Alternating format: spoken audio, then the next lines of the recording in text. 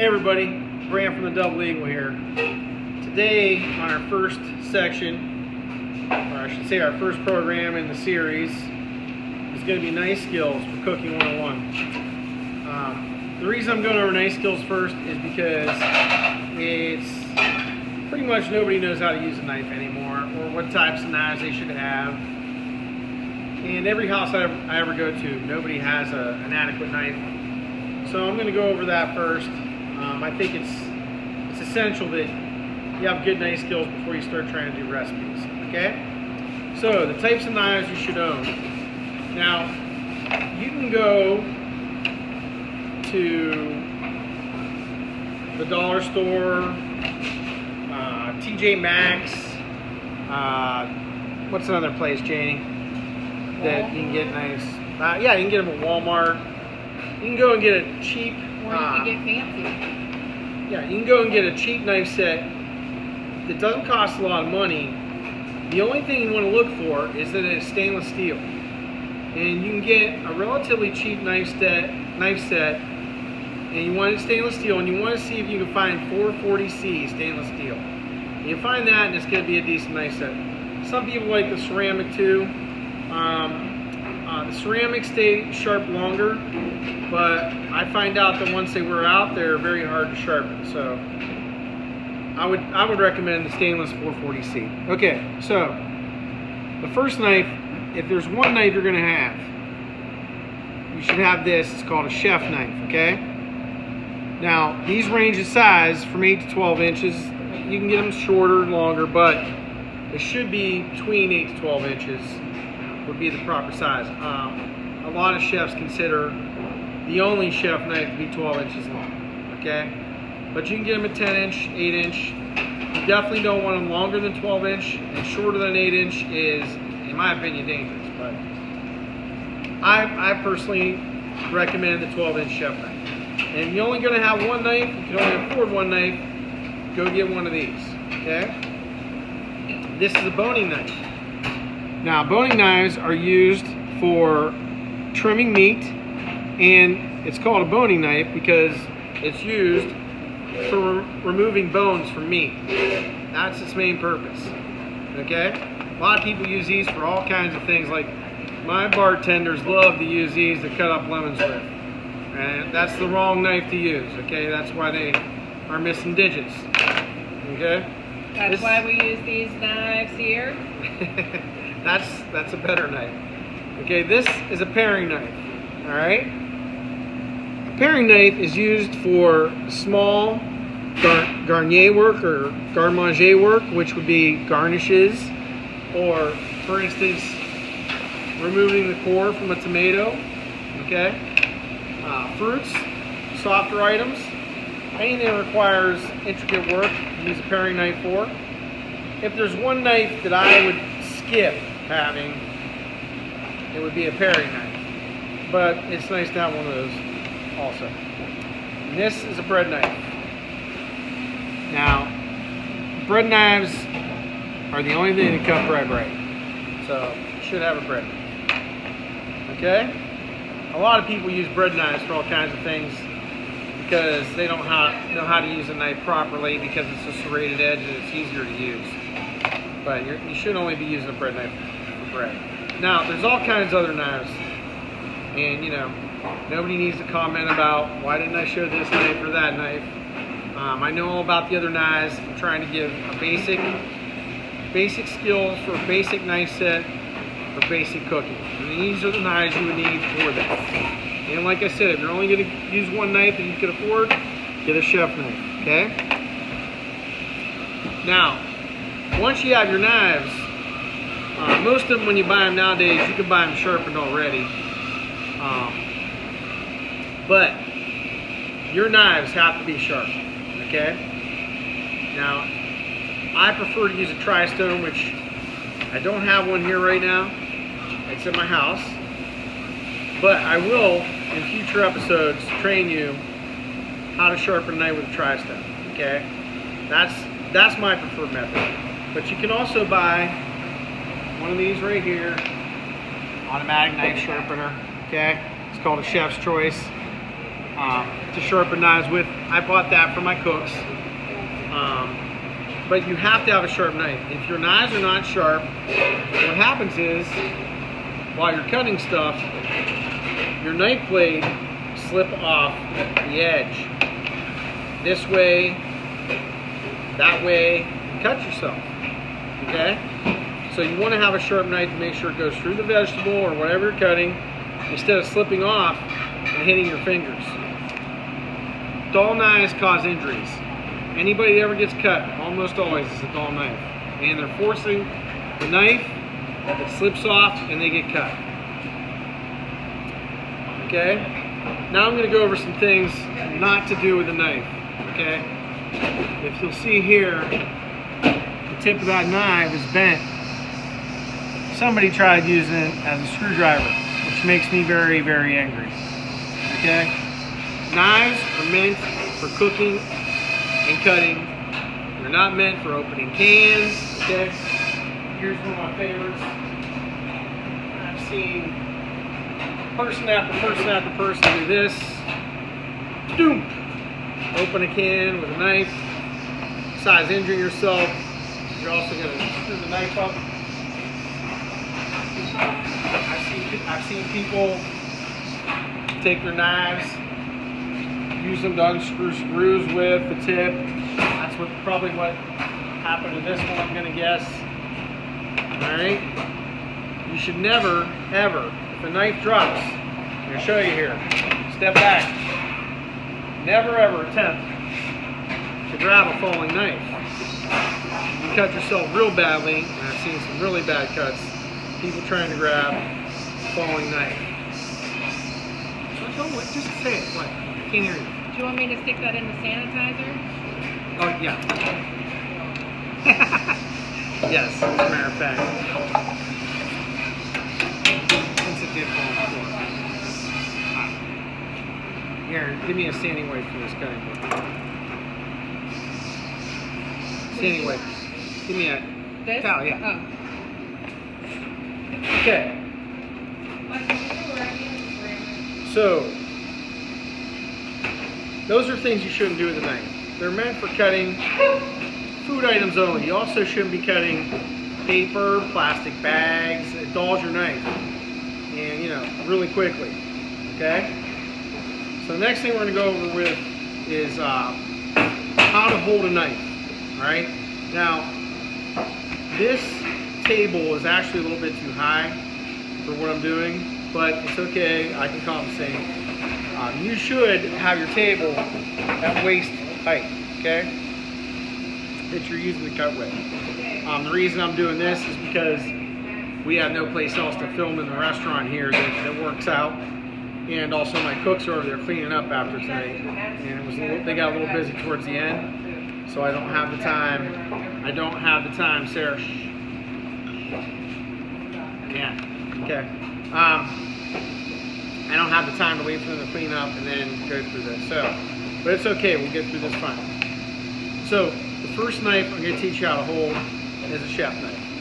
Now, if you notice the grip here, the grip, you should have your fingers wrapped tightly around it, not too tight. And you put your thumb right here. See that right there, that knurling there? That's for your thumb. That's where your thumb goes, okay? So your forefinger should be right below the tang, the end of the knife here. Your forefinger come up to there, and your thumb goes right here, okay? And that's how you hold a knife. You want to make sure that you don't grip it too tightly. All the blood will go out of your hand. You won't be able to feel your hand, which you want to have the feeling in your hand. Is very important to be able to feel what you're doing with the knife, okay? So that's how you hold a knife. And that applies to this knife as well, the boning knife. And it applies to the paring knife. You hold them all the same. Okay? Same with the bread knife. Okay? Alright. Now we're going to go over, once you know how to hold a knife, the next thing you want to learn how to do is how do you cut with a knife. Okay? Now, let me get it. Can you pass me that garbage can over there? So,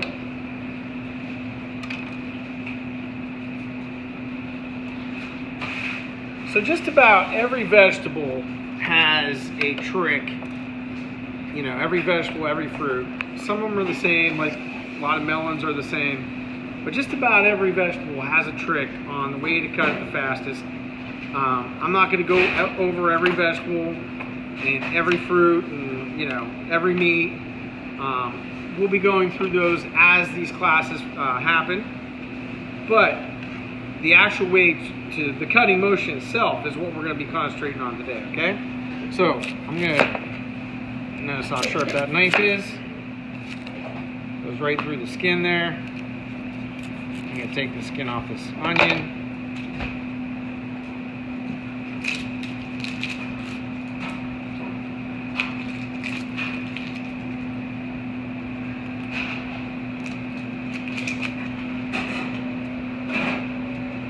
Okay, so one of the more difficult vegetables to cut is an onion. Just because of their rings. Okay, so first thing I'm going to do is, you notice I'm holding the knife properly. Now, what you want to do when you're cutting a vegetable is I'm going to take and hold this vegetable with my left hand here. Now I have to curl my fingers there. See how my fingers are curled? You let the knife do the work. Press down. The knife will cut right through the vegetable. Okay? And here's the thing. It's all in the motion of the knife, actually, in the way that you hold the vegetable.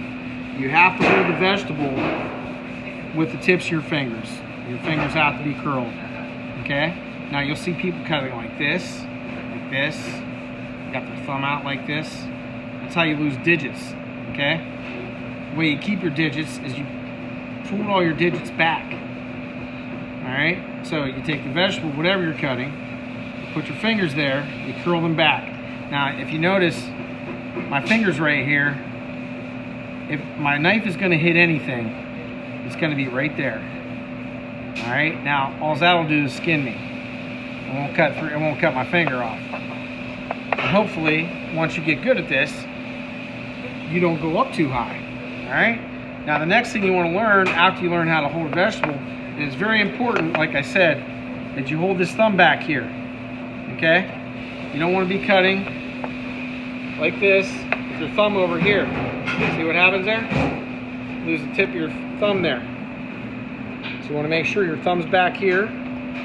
Now listen, this takes a lot of practice, okay? You're not going to get this first couple times. You want to curl those fingers, hold your vegetable like this, put your thumb back there. Now the next thing is the motion of the knife. Okay? You got your tip down on the board. Now I'm letting the knife do the work here. See how easily it's going through there? That's because I'm moving the knife slowly as I'm going down. If you just go down like that, it's harder for the knife to do the work. The knife to do the work, you have to have your tip down, move, see how the front of it's moving there? Let the knife move through the vegetable. That's called letting the knife do the work there, okay? So, you're essentially doing this motion right here. My wife, if she can get it here. Which way you want me to go? This way? Like, right here. This way. So you're holding the vegetable properly, and you're essentially doing a circular motion. Notice I'm never letting the tip of the knife leave the board. That's so I don't cut myself, okay? And that's the motion you want to practice until you get good at it. Leaving the tip of the knife on the board, circular, okay?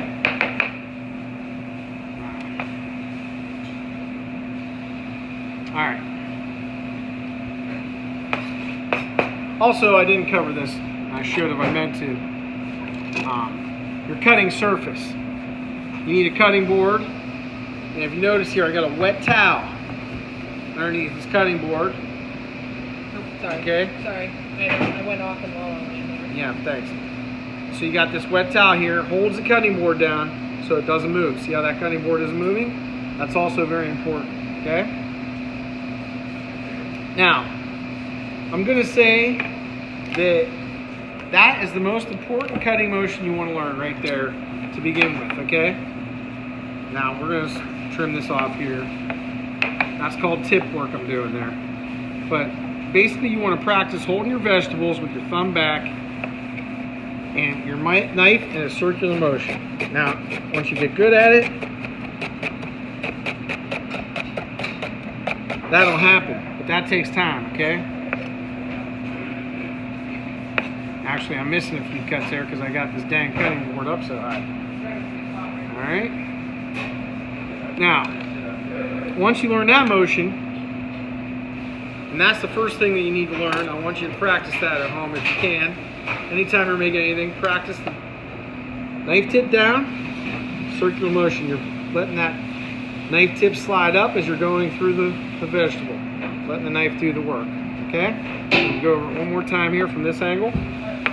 So you notice I got my fingers back here, my thumb back. Notice how my tip never leaves the board, okay? Never leaves the board. Alright.